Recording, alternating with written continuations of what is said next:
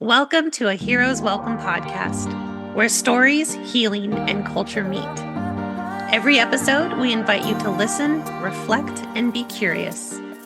This podcast is a space for mental health therapists where we talk about the real work of healing.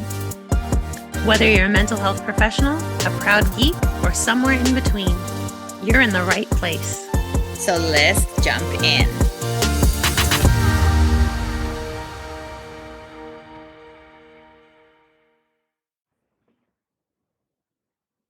Welcome back, listeners. We're so excited to have you.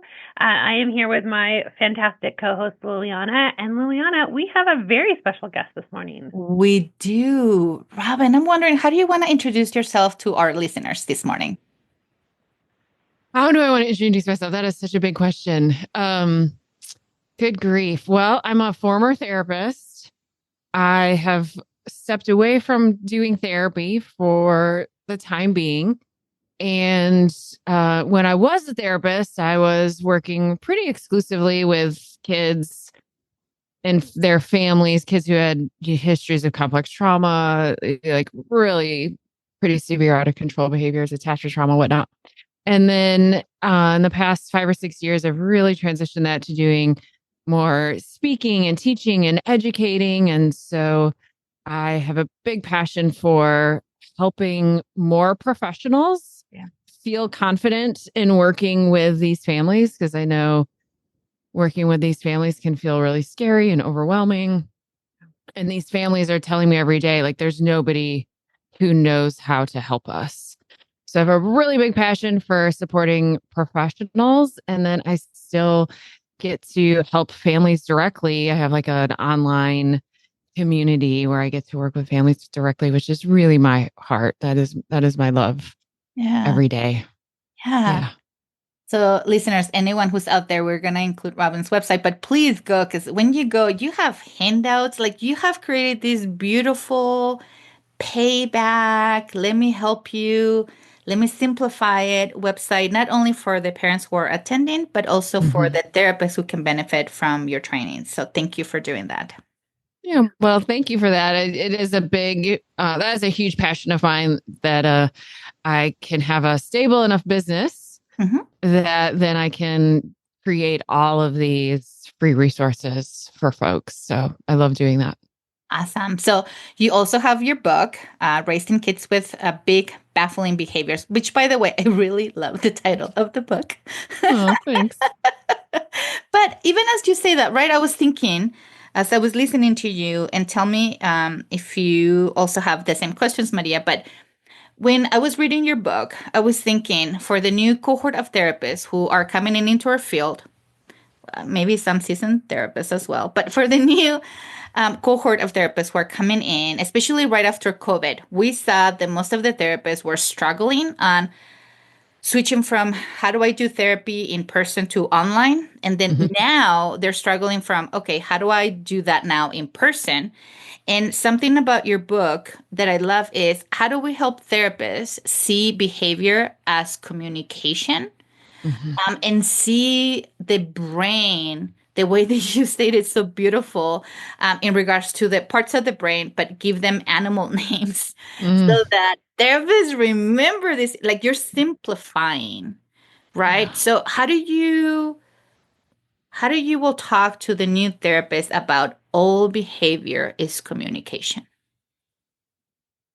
For me, when I started to truly understand exactly what you're saying, that all behavior is communication, it all means something, and it all makes sense. Yeah. That was such a pivotal moment for me in my work, and like my satisfaction with my work. Right? The work we do is super hard. Yeah. And these kids that are, the kids that I work with are like one step away from needing a higher level of care. Right. And their behaviors are dangerous, they're really out of control. And then you add in the attachment trauma, and their behaviors feel so personal and confusing. They're really, really bizarre behaviors. Yeah. And I, at the beginning of my career, was so confused by them, which meant they left work every day feeling the same way, frankly, their parents were, like really overwhelmed, really confused, really ineffective. Yeah. And that is a terrible way to work, and also completely unsustainable way to work. Like, we can't go to work every day and leave every day being like, I'm terrible at this job and I don't understand it at all. It's just, I mean, really fast path to burnout.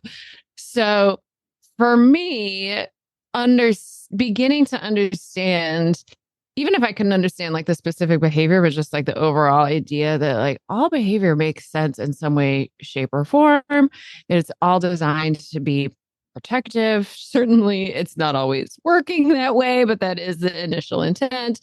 That changed how I liked my job. Yeah.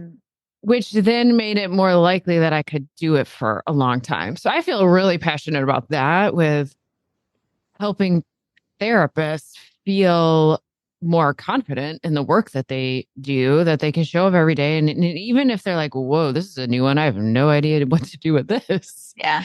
There can still be like a sense of confidence even in that thought, right? Like, well, this is a new one, but okay, here we go.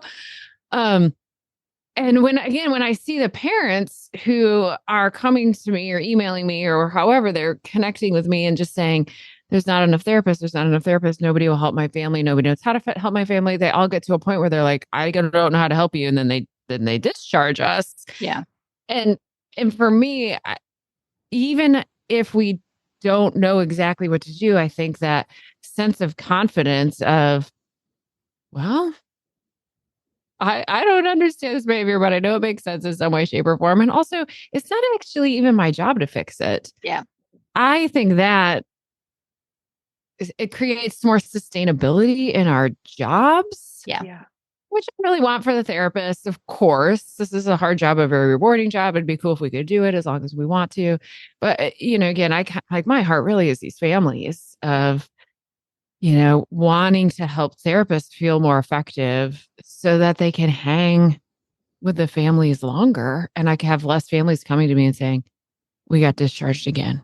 Oh, no, I appreciate that, because I know speaking for myself, there's fewer and fewer therapists coming out, but even fewer that are willing to work with children, yes. right? Like we have a program here in town. We're a university city, and we'll get intern requests all the time. I'm like, yeah, but you're going to work with kids. And they're like, Yeah. No, thank you. No, thank you. And it's like, well, that's our growing and will continue to be the growing need. And I think what you're offering families and clinicians is just this permission to your job is to be curious.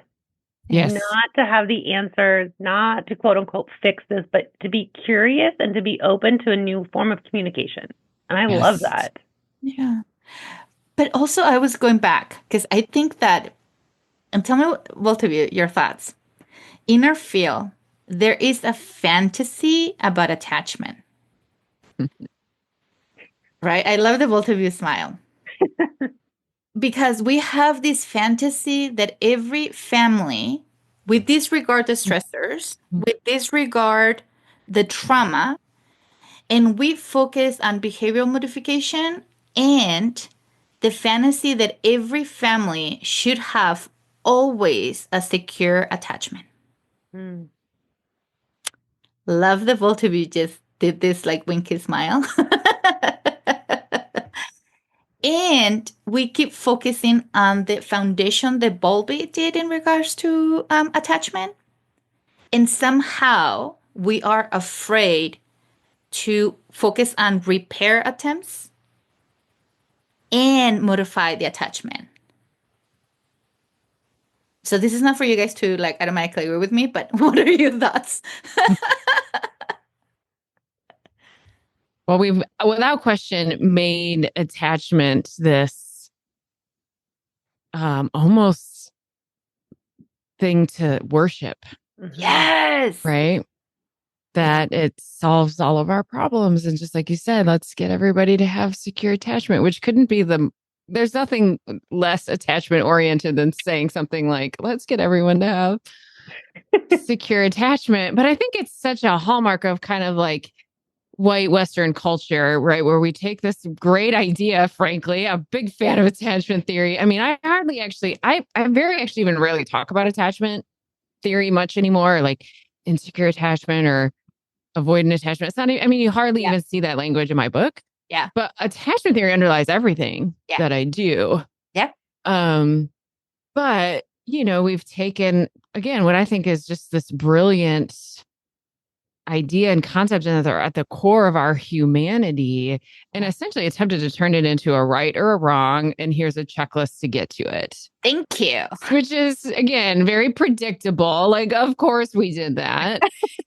And again, nothing could be more grounded in attachment than the idea of it's right or wrong or there's a checklist. So when I do talk about attachment, I really emphasize well, first of all, our attachment system as described by Bowlby and our attachment styles are not the same thing, and our attachment styles are these brilliant adaptations.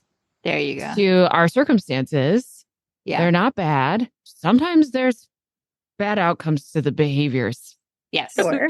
Emerge from insecure attachment. And sometimes I say they're not without a cost, is what I often say. And there's also no doubt that when we look at the characteristics of a secure attachment, they're very similar to the characteristics of mental wellness. And it makes a lot of sense to be well, moving towards security and attachment is a good treatment goal. And then how can we balance that with being, respectful and aware of what's showing up right in front of us and having so much gratitude.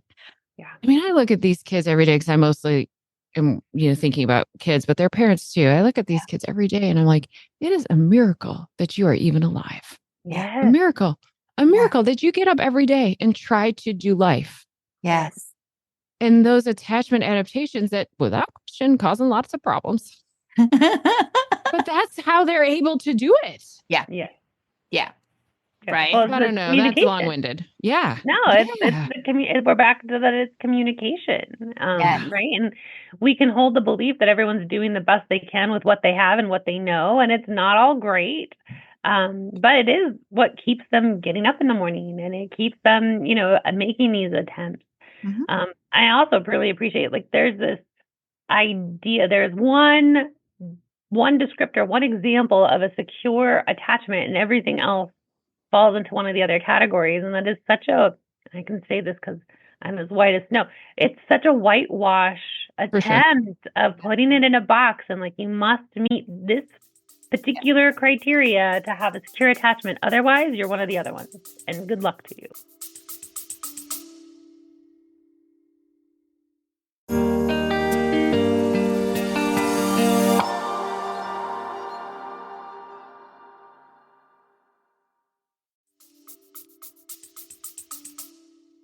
And as if that's even bad. So I talk about that a lot. Insecure attachment is not bad. No. It's brilliant. It's so brilliant. It's safety for them. Yes. Yeah. So what if, right, all the therapists that are listening and going to your trainings, right, go back to if all behavior is communication, and we know the kids, as you just mentioned, either they are surviving or protecting because they're reading their environment. What if, instead of all these assessments and checklists, what if they become curious about what is it they're attempting to repair or get from a universal attachment need? And what are the adjustments that they have to do, either the caretakers or the kiddos, to their environment from what they need, or in regards to just basic needs, or in order to come back to moments of regulation, which that's what I love about your book. How do you go in detail in regards to regulation? That's just I throw it out. I was like, do I even have a question there? No. Well, I think kind of what you're saying, a lot of times I'll talk about someone's hope versus their expectation. And we could get really complicated about it, but essentially everybody's hope is to be safe, seen, soothed, and secure. Yeah. And that's Siegel and Bryson's language from their brilliant parenting book, safe, seen, soothed, and secure. That's everyone's hope. And we're always just really dying for that truth. Yeah. But attachment is just implicit memory, and implicit memory is helping us predict what's about to happen next. And so we have our expectations based on our, previous attachment experiences. And so, folks that have in the moment are moving through the world with implicit memory of like anxious attachment, for example. Like they have an expectation about what's going to happen in this relationship. And not only do they have that expectation, but we set up our expectations. Yeah. We set up our expectations and we interpret people's behaviors based on what we're expecting as opposed to based on what actually really happens. Yeah. So there's, of course, this really big vicious cycle that's constantly happening where we're like longing for somebody to show us like, no, relationships can be different. You can experience being safe, seen, soothed, and secure. While at the same time, we're expecting that not to be true. We're behaving in ways that are setting that up, and we're interpreting other people's behaviors through that lens. So it's, of course, exceptionally complicated and helping, I think, both parents and therapists really decode what's happening here. Yeah. Makes it more likely that they might be able to, kind of see the setup, see what the expectation is that's being kind of handed to them and maybe respond somewhat differently. And when I work with parents, I'm like, listen, if you could maybe aim to do this differently, like 1% of the time, that's all we're going for here. Like these are very powerful expectations, very powerful setups. Your kid's out of control behavior is setting you up to respond in a scary way or respond in a dysregulated. Of course, you can't be anything but human. Yeah. And maybe 1% more. Could you put on those? We talk about our X-ray vision goggles and like try to see the behavior for what it really is and for what it's really asking for next, which again is actually quite simple, but exceptionally hard to be safe, seen, soothed, and secure. I love that. And I also love that it's because when we talk about behaviors and attachment, right, we talk about like the children attaching their attachments to parents. And it's always fun for me to remind parents that you also have an attachment style. Yes. You also have some of these expectations. You're expecting your kid to act out in this way. So you're setting yourself up. They're setting themselves up. And it's this, vicious cycle. But I think when I do this with parents, sometimes it catches them off guard and they're like, oh, that's right. I do also have my own attachment style. And sometimes it's just a mismatch of that language, that the attachment's there, but the language in which it's being communicated is not. Exactly. But even on that, what I just love in what you shared, Robyn, which is, can we be curious, right? Can I invite you to 1%, let go of the idea of control? And can we be curious about the behavior, not only your child's behavior, but your behavior, how we are responding to those underlying needs, right? I love that part. Yeah. Be curious to your own behavior too. Yeah. Right? Yeah. Knowing that when we're dysregulated, we go back to what is familiar to us. And we're talking about different generations with different expectations, different memory, different needs. Not because we're so different, but because the environment has been different for all of us. Right? Can we just be curious from this lens? Absolutely. And curiosity, I think, is one of the more powerful parenting tools we can bring in. Yeah. And it's also probably one of the hardest. I mean, it's really hard to be in a intimate attachment relationship, whether it be with our kids or our partners, and to lead with curiosity, because we're just leading with our expectations. That's just how life works. Yeah. And so to slow that down and pause and lead with curiosity is really hard, but super powerful. And talking about the generational difference, right? Like, I mean, when we're talking about this, the thing that comes to mind is like, we need a different phrase than curiosity killed the cat, because that really makes people, especially when we're talking about parents, or in our community, a lot of times it's grandparents raising grandchildren, right? When I try to talk to them about this in this language, like that's what comes to their mind too, is like, well, no, what I say is law. What I expect is what's going to happen. And so being able to just change the overall view of just being curious is something I think that we're still up against. Well, that both can be true, actually. That we actually can parent with like, no, actually, I'm in charge and what I say goes. For some families, that's important. For some families, with regards to the makeup of the family and who's making up that family and who has what capacity for what. And there's a lot of complicating things that happen here, but we actually can do both. We can parent with like, no, I'm in charge and what I say goes, and still be curious. Yeah. Those two things can coexist. Yeah. Yeah. Being curious doesn't mean what I talk about is like understanding behavior and being curious about it is not excusing it. Right. It's not saying, oh, fine then. Yeah. Oh, no. Yes. No. But it changes the energy upon which we respond to that behavior, how we show up. To help take the charge out of it. Yeah. And it can help with that where parents take it personal. Right. Right. If we can stay in that curious space, it helps tone that down a little bit, because we can recognize, oh, this isn't necessarily about me. Sometimes it is, though. Like, let's be honest. Totally. Sometimes it is. But also like help the caretakers understand their fears. Because a lot of the times from either an attachment lens or generational difference, most parents tend to go into underlying fears. If my child does not do this, this will happen. I remember doing this exercise with a mother, and I remember like, so what will happen if? So what will happen if? Like just asking that question over and over again.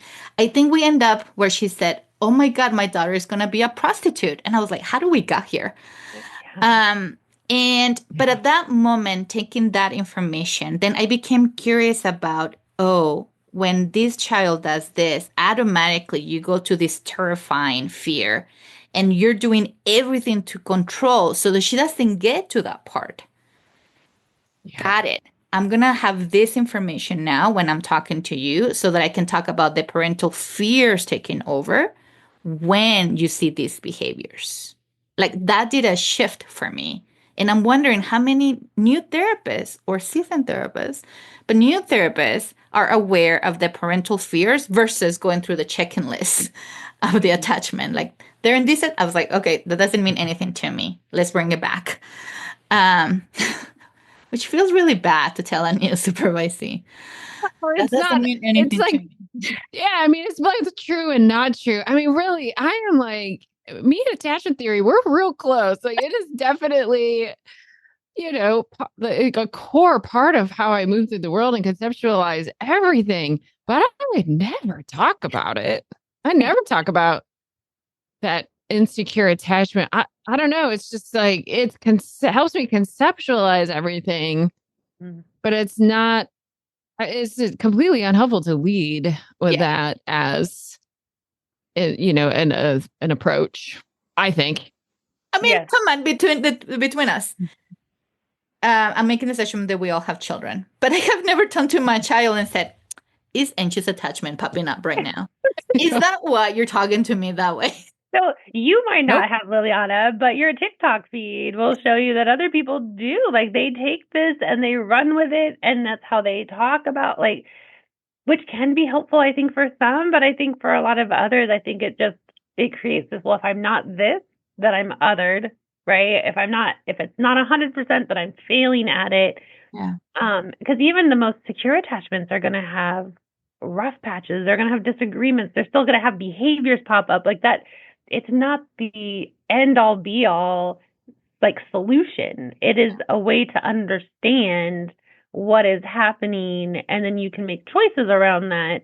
But it is out there in the public domain. It is definitely pushed as, if you have this, then you wouldn't have any of those behaviors. Because your child behaves that way, you don't have a secure attachment with your child, and that is your fault. So let me shame you. Let me create more fear for you.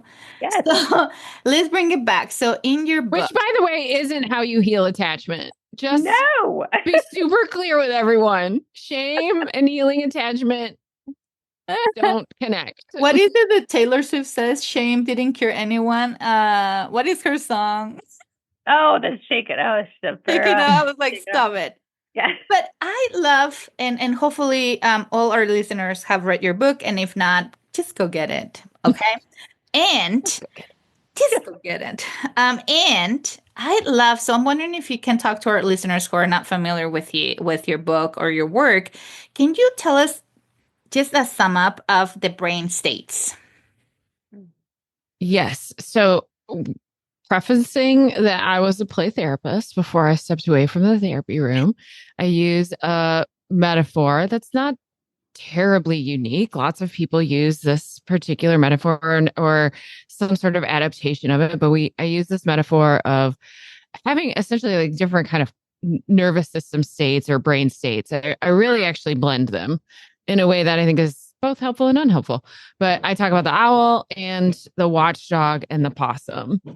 And a lot of folks want to turn that into something about like the triune brain, which it is not. So I think it's most helpful to think about it from a nervous system perspective. And I am also connected to and kind of grounded in polyvagal theory.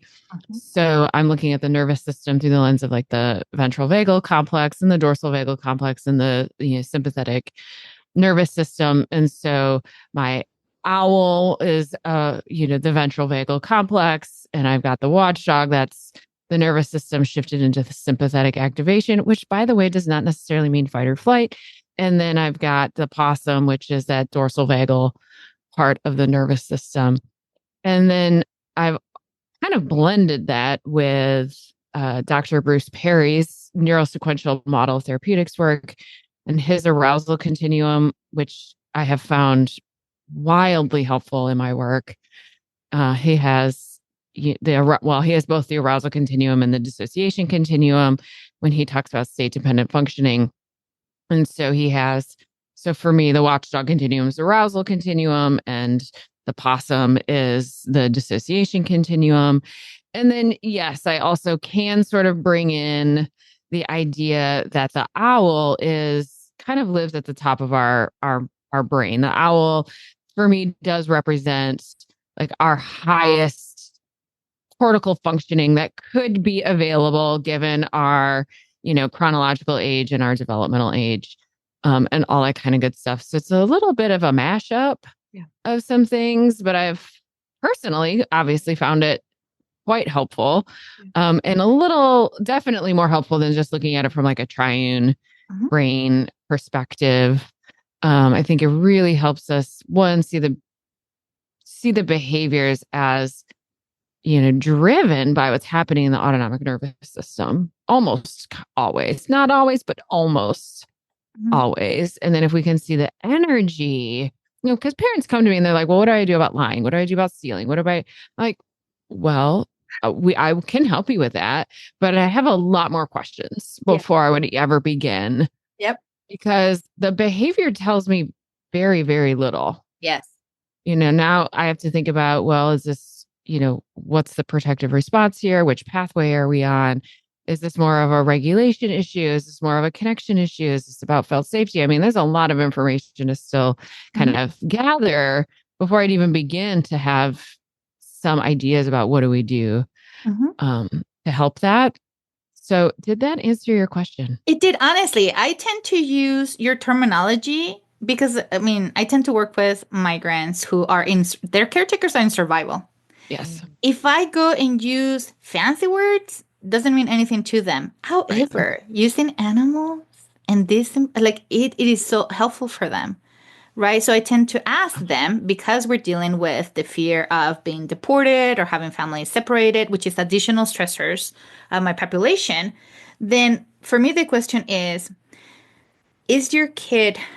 what is it that your kid feels the need to protect themselves? Or is this behavior a survival in order to coexist in two different worlds? Can we go through this? What if I invite you for you to go through this? And because most of those parents are very protected, And in that projection, they are projecting Yeah. their nervous system response. Of course. They're like, it's all these things, right? Which, again, we don't talk about from that perspective, because I get it. Not everyone is working with this population, but your definitions, like, it's so, for me, are so easy to take when talking to these parents. So thank you for that. Yeah, absolutely. Well, good. I mean, they were developed by kids. So eventually, I mean, really, it's like, it's my work, but I really co-created that with the kids who came to see me. And then really, of course, discovered along the way, like, oh, the parents like to use this language as well. It is simple. It's relatively intuitive is what I've found. It doesn't necessarily need to accompany a whole lot of teaching. Yeah. But the other part that I think is really important in having a metaphor that evokes a relational experience like animals is that's a crucial piece, I think, of this work, of coming into relationship with the parts of ourself that we don't like, other people don't like, we're getting in trouble for. And I have just personally found it's a little easier to build a relationship with your, very hardworking, if not a little overreactive watchdog than one's amygdala. Yeah. But also, I don't actually care. And I'm very clear about that when I teach. Like, I don't care what your metaphor is. Yeah. And for some folks, they are going to lean into more science language. That's wonderful as well. I literally don't care. Yeah. Learn the science, learn why I think a metaphor is helpful. Yeah. And I think those of us that spend a lot of time with kids can see that so powerfully, their willingness to, lean into relationship with these different parts of themselves. Adults do that too. They're just a little more guarded about it. But I have found that, this shared language helps the grown-ups too. Yeah. Well, and especially, I mean, the ones that come to mind for me are the parents who are trying to do it different and don't have a template, right? Like, they're working hard enough as it is, just trying to do things differently, coming at them with, very scientific terms. Like, I've lost them, right? But when we're able to talk about the possum and the owl and the watchdog, like, they get it. They get it. And it's a lot easier for them to hold on to that. Yeah. So what we're saying is, like, thank you for taking that step and creating these analogies and simplifying something that I love. When you mentioned Dan Siegel, I was like, yeah, I love him. And when I go to his trainings, I'm like, what? And like writing down and then having to go, I was like, I speak clinical language. Why do you have to make it so complicated? Because that's his language. I was like, I hope he never hears this podcast, because that's the last thing I want. Yeah, my guess is he's aware of this. I never met Dr. Siegel, but what I have understood from people who have is like that he too has so much gratitude for those of us who have taken his work and then can make it more accessible. Like, he's aware. Same with Dr. Porges. Like, they know. And they want their work to matter. Yeah. And that's another part, I think, that's attracted me to this particular field, is that's not true in all theories. Yeah. Not everyone's so generous. But I've really found that a lot of the folks in interpersonal neurobiology, relational neuroscience are quite generous with this idea that's like, we all are offering something, and they've offered the science, and they want it to be useful. So for us who do we spend all day long with little kids, right? Like, those of us that can kind of translate this super complex material into something that helps parents and kids utilize it. I think Dr. Siegel loves that, but also I've never met him. So I'm just guessing. But I appreciate, Robyn, what you're doing, because yes, you've stepped away from direct practice for a little bit, but it's the same thing, right? You're taking in all this information and then you're translating it to the next party in a way that they can understand it. You do that with kids and to their parents or systems that they're in. You've done that now in the science field of like, this information is really helpful and the people who need it are not necessarily understanding it, how can I translate that so that it is effective for clinicians and parents to get it? Yeah. So as we're coming on to an end, which I feel like we can keep going and going, this is something that we started to ask our guests, which is, when you're not doing the work that you do, which again, thank you for doing what you're doing, how do you recharge? Because we have also this fantasy about self-care, and how are we dealing with burnout? Mm-hmm. And if you have the answer, how are we dealing with burnout? We are going to send you money. But how do you recharge when you're not doing what you're doing? Very fortunate to live in a somewhat rural area, but that still gives me easy enough access to the city. So like, even as just I sit here right now, like what my view is quite remarkable. I have such easy access to nature. I remember a long time ago sitting on my therapist's couch and kind of lamenting having to work so hard. And I wish I had to work so hard. And she was like, well, if you had more free time, what would you do? And I said, I would take a lot of yoga classes, which coming to find out is super funny because I hate yoga. I am not taking a lot of yoga classes, but what I actually am doing is going to the gym a lot and moving my body a lot. And I take aerial silks classes, and I'm not an athletic person in any way. Nobody would ever associate that word with me, but movement is so important to me. And I like movement helps me feel like I exist. So I try to get outside and I try to move my body, and I read a lot. I really also love to just be quiet and read. So I'd say those are I spend time with my family. I do all those kinds of things as well. I'm very lucky to have a very, very close relationship with my husband and son. But it's just like tiny little moments, right? There's no big thing I do.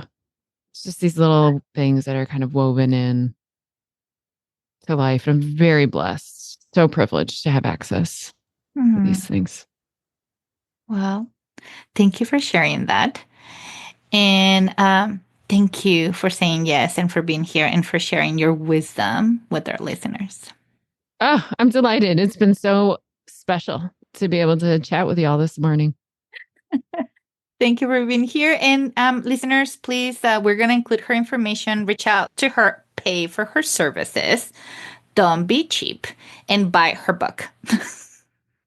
Yes, and I know this will come out in the summer. So if you're in New Mexico, she's coming to our state. So we'll also kind of include that information, because if you'd like to soak up some more of her wisdom, she'll be somewhat local to us. Yes, November, I think. Yeah. So until next time. Thank you. Thanks.